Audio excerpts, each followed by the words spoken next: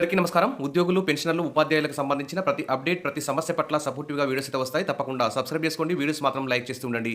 ఇక వివరాలకెళ్తే తెలంగాణ ఉద్యోగులు, పెన్షనర్లు, ఉపాధ్యాయులైతే పెండింగ్‌లో ఉన్న 5 డీఏలు, దాదాపు 10,000 కోట్ల బకాయిలు, రిటైర్మెంట్ బెనిఫిట్సు, పీఆర్సీ, ఈ ఎంప్లాయీస్ హెల్త్ స్కీమ్ తదితర సమస్యలతో అయితే చాలా ఇబ్బందులైతే ఎదుర్కొంటున్నారు. ప్రభుత్వం అయితే ఉద్యోగులను పట్టించుకోవడం లేదని చెప్పేసి చాలా అసంతృప్తిగా ఉన్నారు. దానికోసం ఉద్యోగులైతే ఒక యాక్షన్ ప్లాన్ అయితే రూపొందిస్తున్నారు. ఇక ఇది ఇలా ఉంటే రిటైర్మెంట్ బెనిఫిట్స్ ఇవ్వడంలో లేటెందుకు, ప్రధానోపాధ్యాయుడి మృతిపై ప్రభుత్వ తీరును ప్రశ్నించిన తెలంగాణ హైకోర్టు అంటూ కూడా ఇక్కడ న్యూస్ అయితే చూస్తున్నాం. రిటైర్మెంట్ తర్వాత ఆర్థిక ప్రయోజనాలు అందక ఒక ప్రధానోపాధ్యాయుడు మనోవేదనతో మృతి చెందారని, ఆ పరిస్థితి ఎందుకు ఎదురైందన్న దానిపై పూర్తి వివరాలు సమర్పించాలని తెలంగాణ హైకోర్టు తెలంగాణ ప్రభుత్వానికి ఆదేశాలైతే జారీ చేసింది. మరి రిటైర్ అయినా కానీ రిటైర్మెంట్ బెనిఫిట్స్ అందడం లేదని, ప్రభుత్వం నుంచి బకాయిల కోసం ఎన్ని ప్రయత్నాలు చేసినా ప్రయోజనం లేకపోవడంతో వాటి కోసం ఎదురుచూస్తూ మనోవేదనతో మృతి చెందారని మరి ఓ పత్రికలో ప్రచురితమైన వార్తను హైకోర్టు సుమోటోగా స్వీకరించి ఈ విధంగా ప్రభుత్వానికైతే ఆదేశాలు జారీ చేసింది. ఈ విధంగా మరి తమ యొక్క సొంత డబ్బులు రిటైర్మెంట్ బెనిఫిట్స్ను తీసుకోవడానికి కూడా కోర్టు నుంచి మరి ఆదేశాలు తెప్పించుకోవాల్సినటువంటి పరిస్థితి ఉద్యోగులకు ఏర్పడింది. ఇది ఇందుకోసమే మరి ఉద్యోగులు అయితే చాలా అసంతృప్తిగా ఉన్నారు. అందుకోసమే ఇక యాక్షన్ ప్లాన్ అయితే మొదలుపెట్టారు. జూన్ 9న మహాధర్నా, తర్వాత భవిష్యత్ కార్యాచరణకు సిద్ధమవుతున్న తెలంగాణ ఉద్యోగుల జేఏసీ సీఎస్ను కలిసి పెండింగ్లో ఉన్న 5 డీఏలు బకాయిలు ఇవ్వాలని వినతి పత్రం ఇచ్చారు. సమస్యలు పరిష్కరించాలని విన్నవించారు. నేడు ఉద్యోగ, ఉపాధ్యాయ, కార్మిక, పెన్షనర్ల రాష్ట్ర స్థాయి సదస్సు కూడా ఏర్పాటు చేస్తున్నారు. 5 డీఏలు, 57 డిమాండ్లతో ఉద్యమ కార్యాచరణ అయితే రూపొందించారు. ఈ విధంగా ఈ సమస్యలన్నింటినీ పరిష్కరించుకునే దిశగా నేడు ఉద్యోగ సంఘాల జేఏసీ మధ్యాహ్నం 2 గంటలకు కీలక భేటీ అయితే కాబోతుంది. క్యాబినెట్ సబ్ కమిటీ ఏర్పాటు చేసి 6 నెలలు కావస్తున్న ఇదిగో ఉద్యోగ చేస్తూ సమావేశం ఏర్పాటు చేస్తాం, అదిగో సమావేశం, ఇదిగో సమావేశం అని కాలయాపన చేసి చివరికి అసలు ఉద్యోగ సంఘాలతో క్యాబినెట్ సబ్ కమిటీ మీటింగే ఏర్పాటు చేయలేదు. ఎలాంటి సమస్య కూడా పరిష్కారం కాకపోవడంతో ఉద్యోగులైతే ఇక చివరికి ఉద్యమ కార్యాచరణకే మొగ్గు చూపారు. మరి గత కొన్నేళ్లుగా పెండింగ్లో ఉన్న సమస్యల పరిష్కారం, హక్కుల సాధన కోసం రాష్ట్ర ప్రభుత్వ ఉద్యోగులు ఈ ఉద్యమ కార్యాచరణకు సిద్ధమవుతున్నారు. అపరిష్కృతంగానే మిగిలిన 5 డీఏలతో పాటు 57 డిమాండ్లను పరిష్కరించాలన్న డిమాండ్తో ఉద్యోగ సంఘాల జేఏసీ కమిటీ ఈరోజు కీలకంగా సమావేశం కానుంది. రాష్ట్ర ప్రభుత్వాన్ని ఒప్పించి ఎలాగైనా సాధించుకోవాలన్న లక్ష్యంతో ఈ సమావేశం జరుగుతుందని జేఏసీ నేతలు చెబుతున్నారు. ఇదిలా ఉంటే ఒక పక్క ఆర్టీసీ ఉద్యోగుల సమ్మెపై కూడా ఈ సమావేశంలో చర్చించే అవకాశం ఉంది.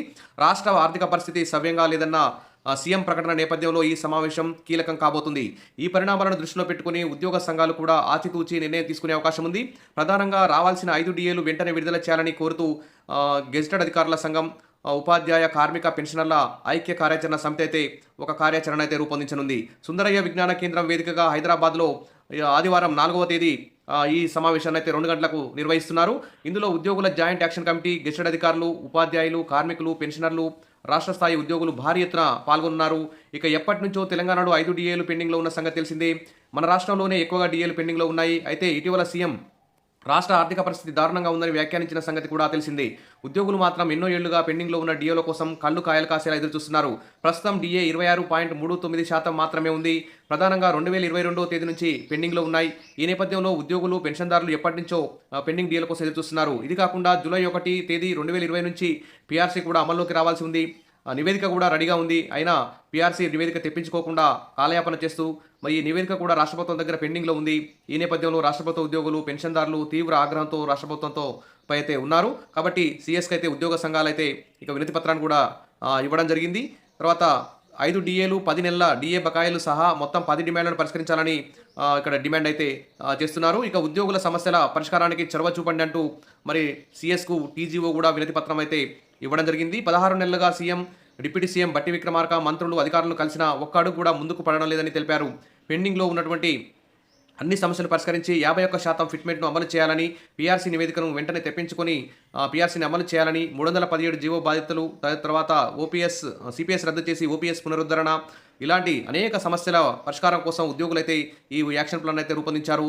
ఇదిలా ఉంటే ఆర్టీసీ, జేఏసీ కూడా సమ్మెకు సిద్ధమవుతున్నారు. 7 నుంచి సమ్మెకు పిలిపించారు.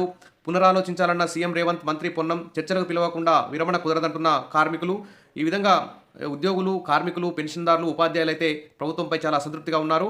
ఇక తట్టుకోలేని పరిస్థితిలో వారి యొక్క జీతాలు పెరగకపోవడం, డీఏలు విడుదల కాకపోవడం, పీఆర్సీ కమిషన్ రిపోర్ట్ తెప్పించుకోకపోవడం, ఉద్యోగులు అసలు పట్టించుకోవడం లేదన్నటువంటి భావనతో ఉద్యోగులైతే చాలా అసంతృప్తిగా ఉన్నారు.